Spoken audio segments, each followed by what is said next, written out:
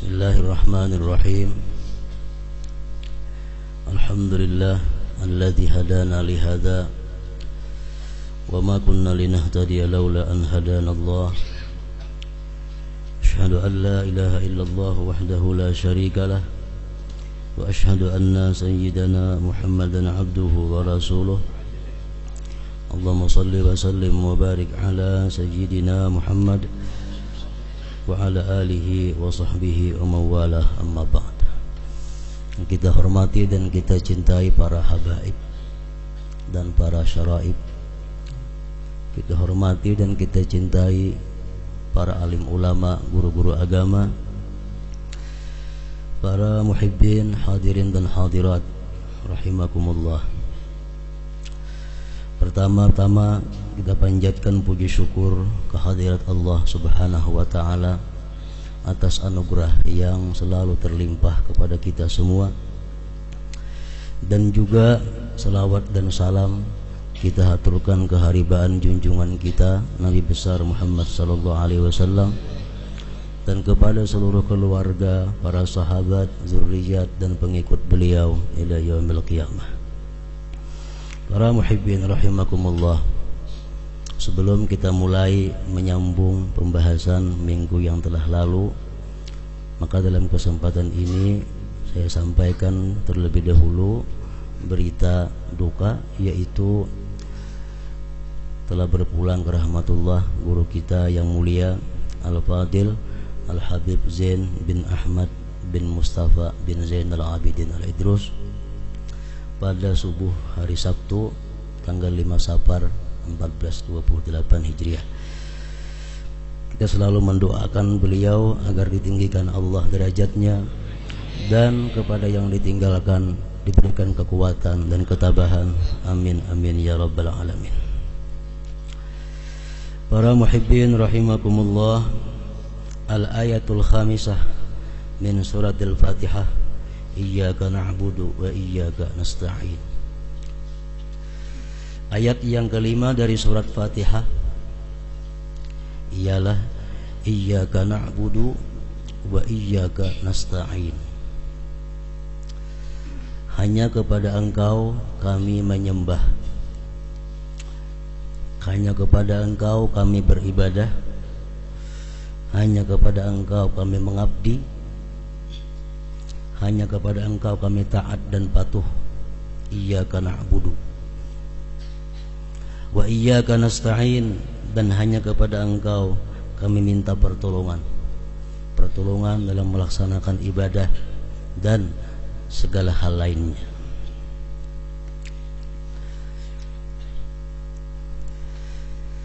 Iyyaka na'budu, hanya kepada Engkau kami beribadah, mengabdi. Ibadah itu menurut pendapat sebahagian ulama artinya al-qiyamu bil fi'lil matlub syar'a, melaksanakan dengan memperbuat sesuatu yang dituntut pada syara. Melaksanakan apa yang dituntut oleh syara itu namanya ibadah. Demikian dalam kitab Sirajut Talibin disebutkan demikian arti ibadah. Kita sembahyang berarti kita ibadah. Kita membaca Al-Quran berarti kita melakukan ibadah.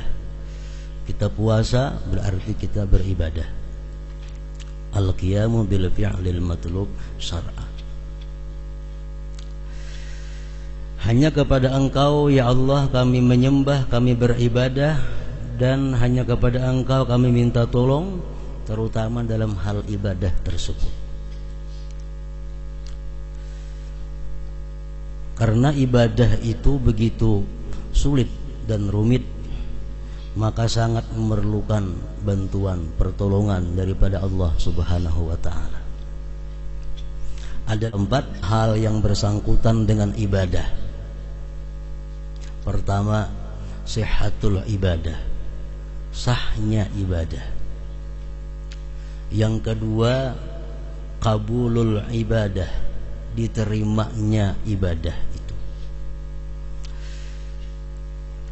Yang ketiga, kasratul ibadah wa mudawamatuha ilal maut, banyaknya ibadah dan berkekalannya itu ibadah sampai mati. Karena firman Allah, wa'bud rabbaka hatta ya'tiyakal yakin, beribadahlah kamu kepada Allah sampai yakin, menurut beberapa ulama tafsir sampai mati. Dan yang keempat, memelihara ibadah yang ada jangan sampai digugurkan oleh Allah Subhanahu wa ta'ala. Sahnya ibadah, diterimanya ibadah, banyak dan rutinnya ibadah, dan amannya ibadah daripada gugur, daripada dihapuskan. Nah, jadi 4 perkara itulah yang berkaitan dengan ibadah, yang mana kita sangat memerlukan, membutuhkan pertolongan dari Allah Subhanahu wa ta'ala. Wa iyyaka nasta'in. Ibadah itu dikatakan sah, sihhatul ibadah. Yang pertama diketahui adalah sahnya ibadah itu ilmu.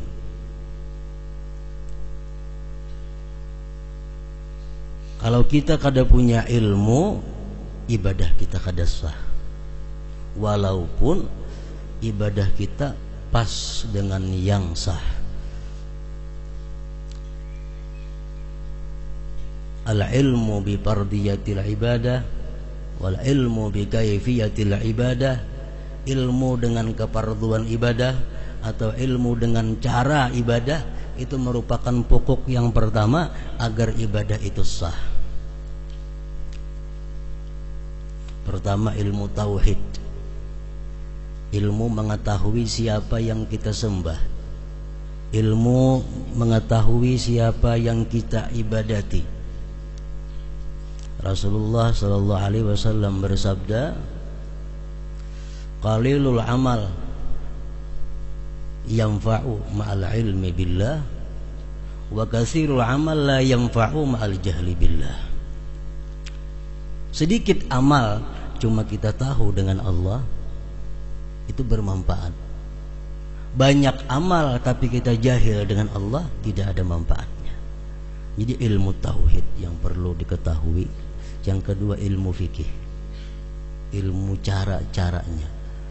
Kalau kita lihat kitab-kitab fikih, mulai yang rendah sampai yang tinggi, yang kecil sampai yang besar. Misalnya wudu, syarat sah wudu apa? Al-ilmu bi fardiyati wa kaifiyati. Tahu dengan keparduannya, tahu cara-caranya. Syarat sah sembahyang, tahu dengan cara-caranya, tahu dengan keparduannya. Syarat sah zakat, semuaan ibadah itu syarat sahnya adalah ilmu. Jadi kalau kita hendak beribadah kepada Allah, kita menuntut ilmu. Apa hukumnya kita menuntut ilmu? Tergantung ibadah yang akan kita lakukan. Kalau ibadah yang kita lakukan sunat, sunat menuntut ilmunya. Ibadah yang wajib akan kita lakukan, wajib kita mengetahui ilmunya, mengetahui caranya. Jadi sihhatul ibadah, sahnya ibadah itu pertama adalah berilmu. Orang naik haji gak ada punya ilmu, kada sah haji. Apapun ibadah mesti dasarnya adalah ilmu.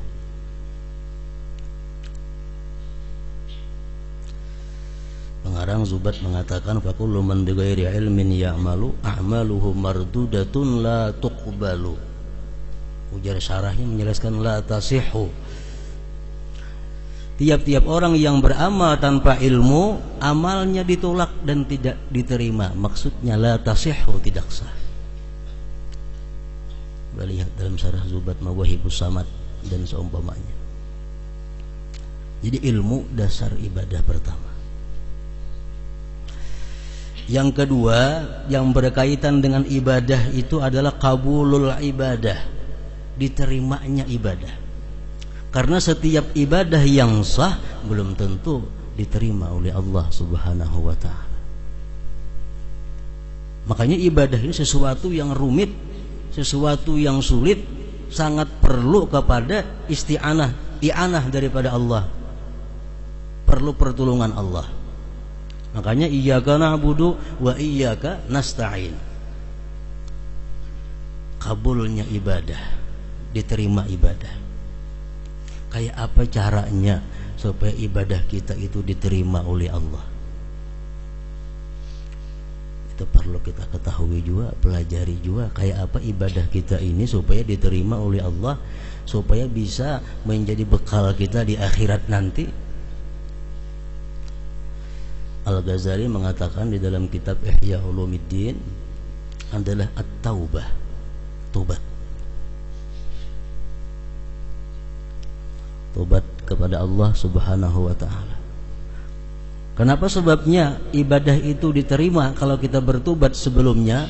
Karena sabda Rasulullah, at-taib habibullah. Orang yang bertobat itu adalah kekasihnya Allah. Kalau kekasihnya Allah beribadah kepada Allah, pasti diterima Allah pahala ibadahnya. Orang yang bertobat kekasih Allah, at-taib habibullah. Orang yang tobat kekasih Allah. Kalau kekasih ini beribadah kepada yang dikasihinya, tentu akan diterima.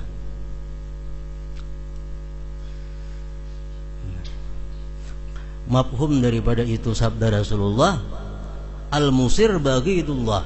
Orang yang mengekali perbuatan dosa, orang yang selalu tidak tobat daripada dosanya adalah murka Allah, dimusuhi Allah, dimarahi Allah.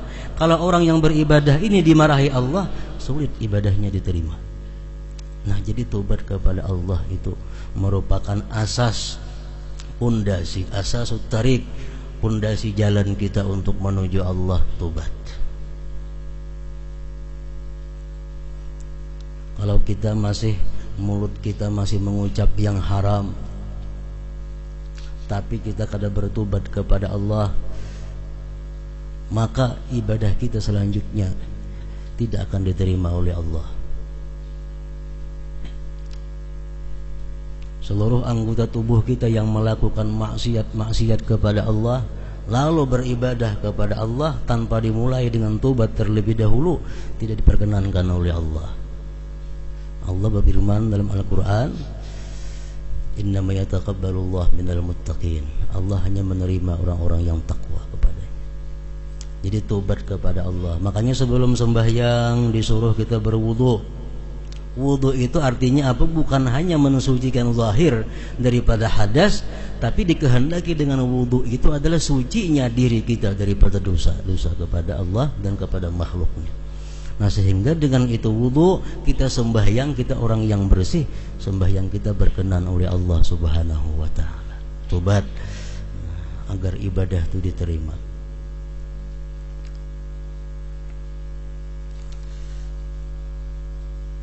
Selama kita masih suka menggibah orang, kita kada tobat, ibadah kita terhenti di langit pertama. Demikian bunyi hadis terjemahnya daripada riwayat Muaz bin Jabal. Kita ghibah, kita kada tobat daripada ghibah, kemudian kita beribadah kepada Allah, terhenti di langit pertama, ditolak oleh penjaga langit amal ibadah orang yang ghibah. Nah, jadi tobat dahulu kepada Allah Subhanahu wa taala, hanya melakukan ibadah. Yang ketiga, kasratul ibadah wa mudawamatuha ilal maut. Ibadah itu diperlukan banyak. Dengan banyak ibadah kita bisa menjadi kekasihnya Allah. Memperbanyak ibadah dan mengekalkan ibadah itu ilal maut, sampai mati. Nah, ini yang jadi permasalahan kita adalah memperbanyak ibadah dan merutinkan ibadah itu sampai ilal maut. Kayak apa caranya supaya kita kawa beribadah itu banyak, beribadah itu bisa rutin, misal tiap malam dibaca. Ada uzur diqadha di waktu lain. Membaca Quran rutin. Nah, itu artinya selalu.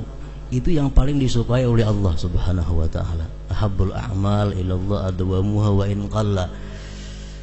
Allah sangat suka ibadah yang kekal walaupun sedikit, tapi rutin. Nah, jadi alangkah bagusnya kalau banyak dan rutin. Kayak apa caranya supaya kita kau banyak beribadah dan rutin itu? Para ulama ahli suluk memberikan jalan. Pertama, at-tajarrud anid dunya, menyisihkan diri daripada dunia. Menyisihkan diri daripada dunia.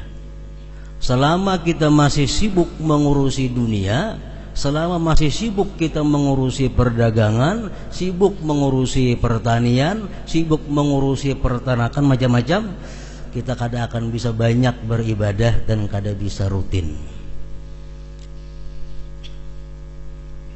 Baca Yasin, tabarak, mbah maghrib, itu rutin. Tapi kalau orang pedagang, awalnya rutin, karena seminggu 2 kali belabuh ke Banjar, datang pukul 10 ke rumah, pagat imbah maghrib itu. Pagat. Orang jadi pejabat, awalnya rutin, kada kawa. Kenapa? Karena ada rapat, tumat rapat itu ini. Awalnya rutin membaca amalan, kada kawa. Kalau hendak amalan itu banyak dan rutin, pertama tajarrud anid dunia, menyisihkan diri daripada dunia. Maksudnya dunia yang membuat kita lupa, lalai kepada Allah Subhanahu wa ta'ala. Jadi dunia ini bukan hanya mengganggu ibadah kita, bahkan dunia ini bisa justru membuat kita kepada hal-hal yang dimurkai Allah Subhanahu wa ta'ala. Kada sedikit di antara kita orang yang kada sembahyang karena sibuk dengan usahanya atau dengan urusannya. Kada sedikit orang yang meninggalkan sembahyang berjamaah karena sibuk urusan dagangan dan urusan lain-lainnya. Semua itu dunia yang menghambat banyaknya ibadah dan rutinnya ibadah itu.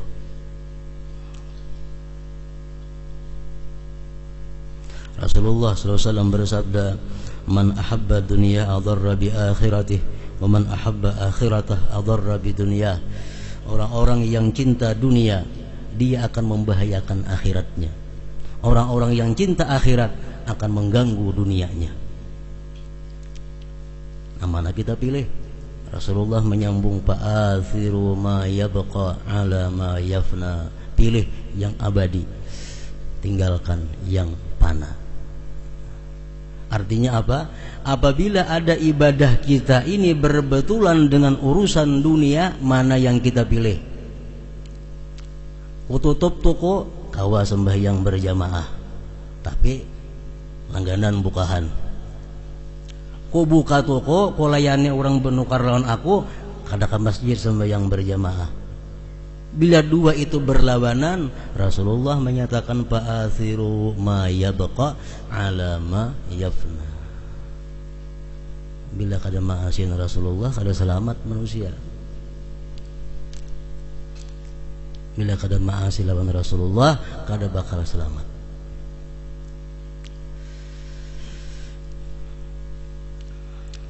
Rasul menyatakan lagi dalam suatu hadis, la ta'tiyannakum ba'di dunya ta'kulu imanakum kama ta'kulun narul hatab.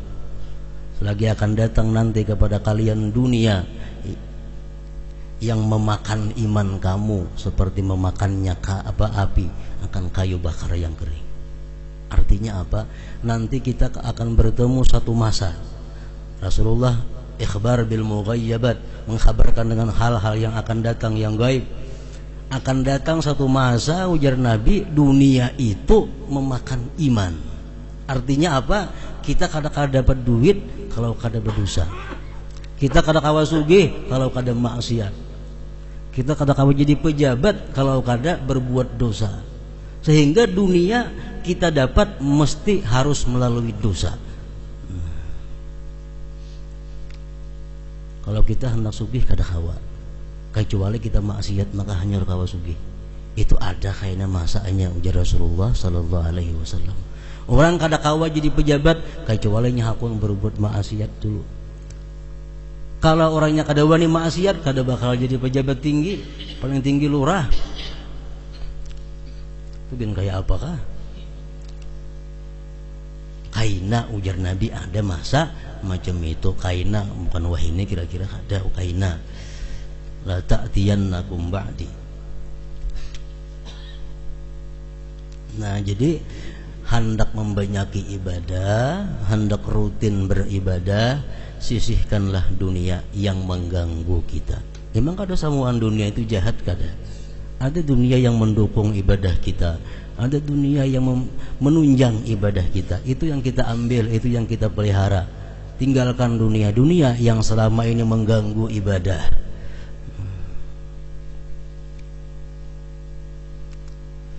Menyisihkan diri daripada dunia ini adalah sesuatu hal yang sulit. Makanya kita perlu iyyaka nasta'in, hanya kepada Engkau minta pertolongan.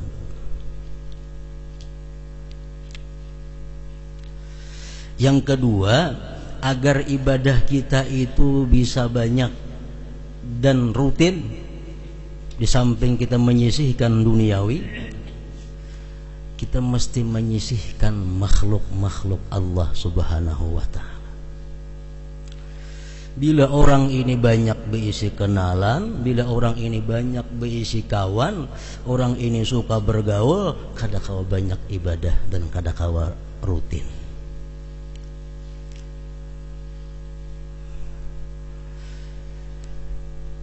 Kita menggibah orang sebab kita bergaul. Kita ria sebab kita bergaul. Kita sombong mungkin dengan sebab kita bergaul. Bila kita banyak bergaul, banyak kenalan, hari ini ada undangan di sana, jam ini ada seruan di sini, jam kada baca lagi bacaan aur menulaki seruan. Kenapa? Kebanyakan kenalan, kebanyakan patuhan. Sehari 4-5 puting undangan nang ditulaki. Kada kau lagi banyak beribadah kepada Allah dan kada kau rutin. Jadi manusia, makhluk-makhluk nang kada menguntungkan ibadah kita ditinggalkan. Apalagi manusia, kawan-kawan kita yang mengarahkan kita kepada maksiat, lebih lagi ditinggalkan. Imam Syafi'i berkata, kasratul imbisat tajlibu ikhwanas su wa kasratul inqibat turisul adawah fakun baina dzalik. Kalau kita hidup ini terlalu terbuka, artinya terlalu terbuka, siapa aja patuh boleh, siapa aja hendak dipatuhi, dikenali, itu akan mengundang kawan-kawan jahat berdatangan kepada kita. Kita buka rumah, siapa silahkan datang, boleh, bejurut nang ada baiknya datangan. Ujar Imam Syafi'i. Tapi kalau kita terlalu inqibat, terlalu tertutup, turisul adawah, itu menimbulkan permusuhan, kebencian. Kada terima tamu, tutup sama sekali. Itu bisa membawa kepada adawah. Fakun baina dzalik, jadilah engkau di tengah-tengah itu. Nah, artinya di tengah-tengah itu apa? Kita kenalan, kita bapak Tuhan, kita bakawan, selama itu membawa kita kepada taat lawan Allah. Kita jauhi kawan-kawan, kenalan-kenalan, bila itu melalaikan kita, bahkan membuat kita melanggar hukum Allah Subhanahu wa ta'ala. Nah, yang kedua, supaya banyak ibadah, supaya rutin adalah sisihkan makhluk-makhluk yang kadang menguntungkan nih. Yang ketiga, yang menyebabkan kita ini sulit beribadah banyak dan beribadah rutin, syaitan. Setiap kita ada punya syaitan, dan syaitan sudah berjanji akan selalu menggoda, mengarahkan manusia kepada jalan yang sesat. Itu Al-Quran menjelaskan demikian. Nah, kayak apa cara menghadapi syaitan? Muharabatus syaitan, memerangi syaitan. Para ulama ahli suluk mengatakan bil ilm wat taqwa, dengan ilmu dan takwa. Syaitan selalu menggoda kita. Apa godaan syaitan kepada kita yang pertama-tama? Ukfur, kafir engkau. Kafir engkau. Syaitan itunya kada menyuruh langsung pengecam kafir, kada dimintu. Cuma kita disuruh syaitan ini meniru gaya hidup putungan orang kafir. Pakaian kita kayak orang kafir, desain rumah kita kayak orang kafir, paguringan kita kayak orang kafir, semuaan kayak orang kafir. Jadi syaitan mengajak kita yang pertama adalah ukfur, kamu harus kafir. Nah, kita menjawab itu dengan ilmu. Innad dina indallahil Islam. Agama itu yang diridai di sisi Allah hanya satu, Islam. Jadi syaitan akan mengajak aku kepada kafir, kada kawa. Aku sudah yakin agama yang benar itu adalah Islam. Innad dina indallah Islam.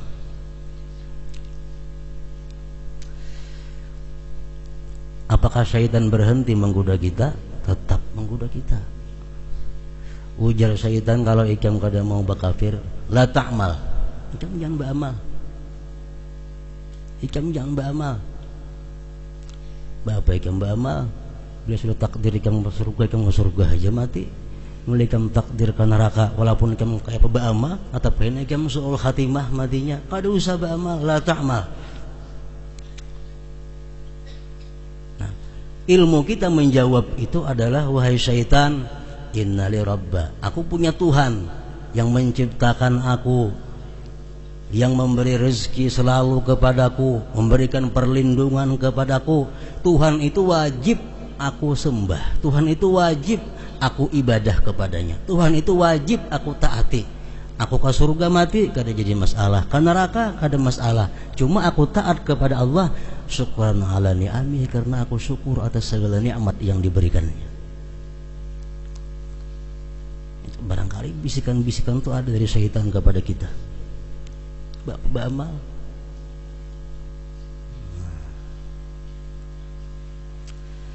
Beramal juga, tetap kita beramal. Sudah kita beramal, apakah syaitan itu ampih menggoda kita? Kada berhenti. Ujar syaitan, amun ikam memang hendak beramal juga, sawwi fil amal, kaina-kaina gin beramal.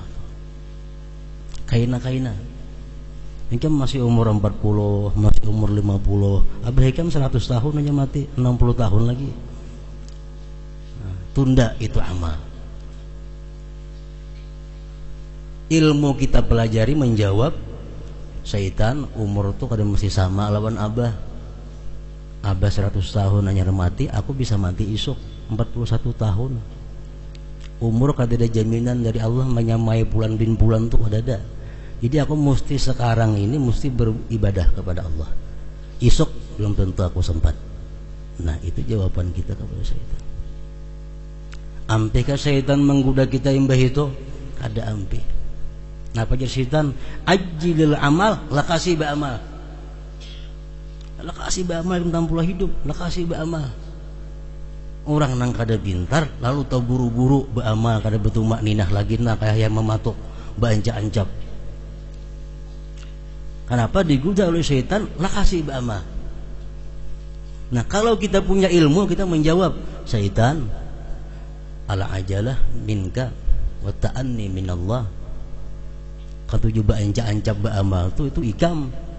Perlahan itu nang dari Allah Ta'ala. Jadi aku perlahan hanya beribadah, ada perlu bancap-ancap ibadah. Nah, jadi kita beribadah perlahan. Apalagi je syaitan begitu. Nah, sekarang ikam merupakan manusia yang paling baik di dunia ini. Ikam manusia paling top sudah. Ikam wali Allah Ta'ala sudah. Syaitan menggeritiki hati kita supaya kita ini jadi orang yang sombong, supaya jadi orang yang ria. Nah, syaitan kadang akan habis-habisnya menggoda kita. Yang penting ilmu ada dan takwa untuk memerangi syaitan.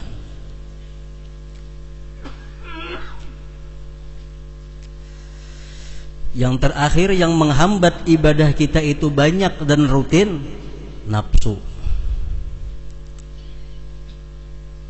Nafsu kita ini kada katuju awak kita sakit. Duduk panat kada katuju sama sekali nafsu. Apalagi tengah malam bangun paling kada katuju nafsu. Nafsu yang dipikirkannya hanya kepentingan kelezatan saat itu.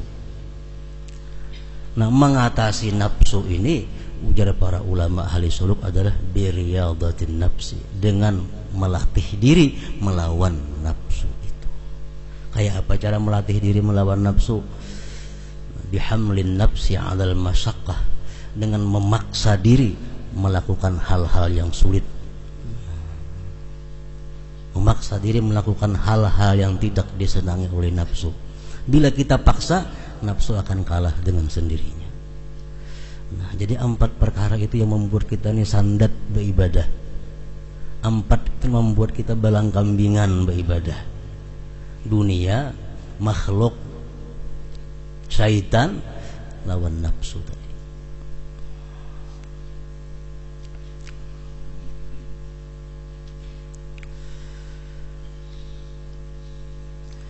Bila sudah kita kawa menyisihkan dunia yang mengganggu kita, menyisihkan makhluk yang membuat kita lalai, kita bisa memerangi syaitan, bisa menekan hawa nafsu kita, kita bisa beribadah dengan banyak dan rutin.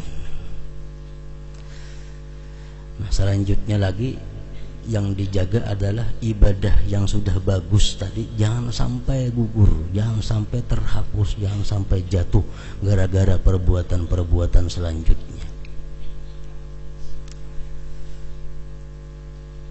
Apa yang menyebabkan ibadah kita itu jatuh, gugur? Pertama, riddah, murtad. Begitu dia murtad, amal ibadahnya sudah ihbat, gugur semuaan. Nauzubillah min dzalik. Yang kedua, riya, menggugurkan amal. Maksud riya ini di sini adalah menggunakan ibadah untuk mendekatkan diri kepada makhluk Allah, menggunakan ibadah untuk punya tempat di hati manusia, menggunakan ibadah untuk dipuji disanjung, menggunakan ibadah supaya dihutangi orang, menggunakan ibadah supaya dikasihani orang. Itu menggugurkan amal. Yang ketiga, ujub, merasa beramal dari kekuatan, kepandaian, kecerdikan diri sendiri, lupa bahwa itu anugerah Allah Subhanahu wa ta'ala. Bila kita sembahyang atau melakukan ibadah-ibadah yang sulit, kita kawa melakukan, kita bisa melakukan, mudah sesudahnya datang ujub. Bila kita kada lakas mengembalikan bahwa itu adalah kita lakukan karena adanya taufik hidayah dari Allah Subhanahu wa ta'ala. Yang keempat yang menggugurkan amal apa? An-nadamah, menyesal. Menyesal lah orang naik haji, habis tuku sepeda motor ada lagi. Menyesal naik haji, bulik motor kada ada lagi, rumah kada ada lagi, habis terjual. Menyesal, digugurkan oleh Allah Subhanahu wa ta'ala ibadah yang diakhiri dengan penyesalan. Menyesal. Yang kelima, al-mannu wal adza, jika ibadah itu berupa sosial kepada masyarakat, gugur pahalanya bila mana kita melakukan man dan adza, menyebut-nyebut pemberian itu, menyakiti hati orang yang diberi, menyakiti hati orang yang diberi, itu menyebabkan ibadah kita digugurkan oleh Allah Subhanahu wa ta'ala. Nah, para muhibbin rahimakumullah, makanya ibadah itu diletakkan di sini berkaitan dengan iyyaka na'budu wa iyyaka nasta'in. Hanya kepada Engkau kami beribadah dan hanya kepada Engkau kami minta pertolongan agar ibadah ini bisa sah, ibadah ini bisa diterima, ibadah ini bisa banyak, ibadah ini bisa rutin dan sampai hari kiamat nanti, sampai hari akhirat nanti. Iyyaka na'budu, hanya kepada Engkau kami mengabdi, wa iyyaka nasta'in, dan hanya kepada Engkau kami minta pertolongan.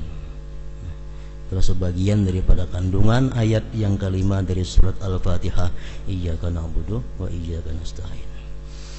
Ila hadratin Nabi sallallahu alaihi wasallam. Al-Fatihah. Iyyaka na'budu wa iyyaka nasta'in. Ihdinas siratal mustaqim.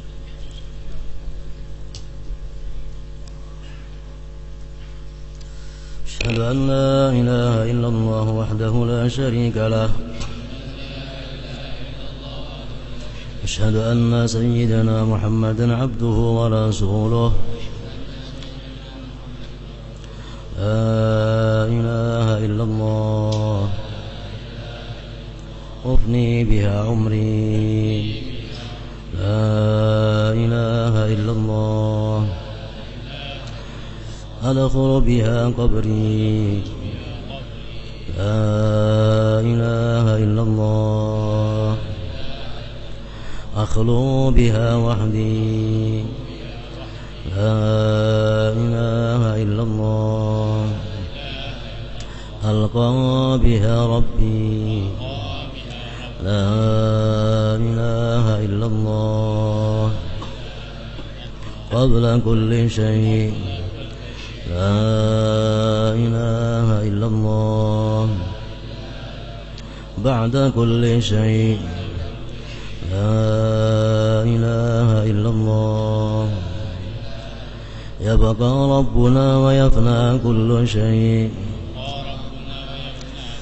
لا إله إلا الله نستغفر الله لا إله إلا الله نستغفر الله لا إله إلا الله نستغفر الله لا إله إلا الله ونتوب إلى الله لا إله إلا الله محمد رسول الله صلى الله عليه وسلم يا أيها الرجل منه شفاعة صلوا عليه وسلموا تسليما